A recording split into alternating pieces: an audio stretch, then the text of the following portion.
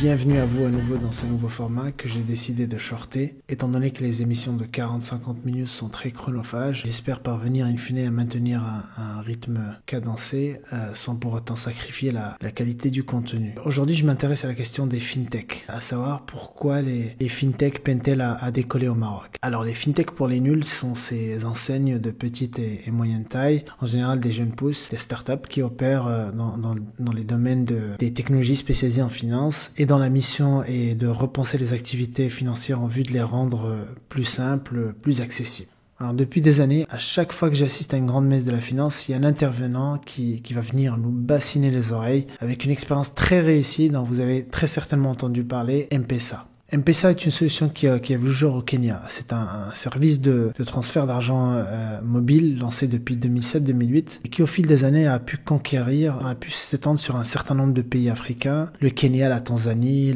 le Mozambique, la RDC, le Congo, le Lesotho ou encore l'Égypte. Aujourd'hui, la plateforme compte plus de 50 millions d'utilisateurs actifs sur le continent. Grâce à ce service, un agriculteur au fin fond du Kenya peut écouler sa récolte sans intermédiaire, moyennant simplement cette application de paiement mobile qui va lui permettre en quelques clics sur un téléphone basique de recevoir des paiements, de payer ses fournisseurs, voire même épargner. À des milliers de kilomètres de là, si on regarde du côté de la Chine, en particulier dans les grandes métropoles, acheter un café, réserver un billet de train ou souscrire à une assurance se fait d'un simple scan de QR code grâce à Alipay, WeChat, ce qui rend caduque naturellement l'usage du cash. Nous sommes pratiquement en 2025. Nous accueillons la Coupe du Monde en 2030. La candidature du trio Espagne-Maroc-Portugal est officiellement entérinée par la FIFA à l'issue de son dernier congrès extraordinaire. Mais force est de constater qu'aujourd'hui, au Maroc, le basculement vers une société cashless demeure une chimère.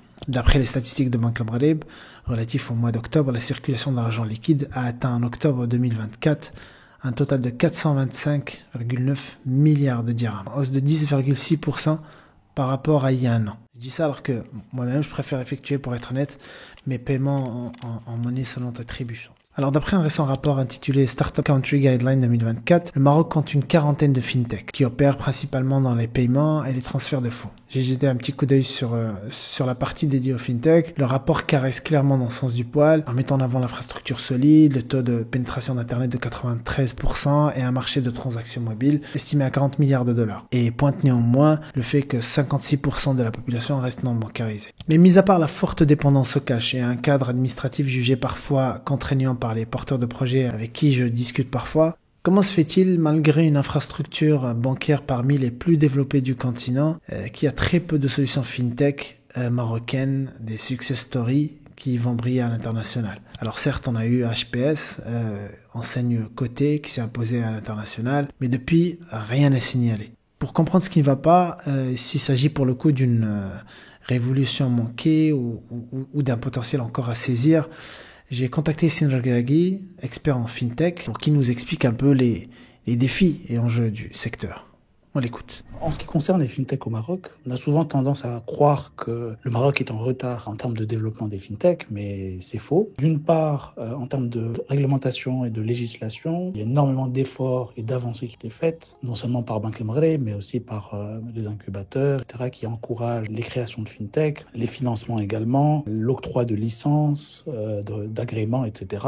En plus de cela, il y a plus d'une quarantaine de startups fintech qui existent, Paytic, Paylic, Shari, notamment, qui ont récemment eu un agrément pour solutions de paiement, mais aussi toute une plateforme de core banking pour pouvoir offrir des services financiers. On doit aussi parler de la très belle pépite HPS, qui se développe énormément dans le monde et qui est un bel exemple de succès de fintech au Maroc. Après, certes, l'adoption reste très faible de ces solutions innovantes et les investissements et les financements restent aussi faibles par rapport aux pays africains tels que l'Égypte, le Nigeria, l'Afrique du Sud, etc., qui ont, eux, attiré énormément d'investissements ces dernières années. Après, je pense que pour pouvoir vraiment voir une explosion du nombre de fintech et des services qui sont rapidement adopter. Il ne faut pas vraiment réfléchir à dupliquer un modèle déjà existant, que ce soit en Asie ou en Afrique, mais il faut vraiment réfléchir aux besoins des Marocains, à leurs irritants au quotidien et trouver des solutions à ces irritants et ces problèmes du quotidien. Réfléchir à ce dont ils ont besoin chaque jour. Ça passe bien sûr par les services aux marchands, mais aussi par les services du quotidien, comme le transport, tout ce qui est lié à l'État, donc le paiement des impôts, des factures, etc.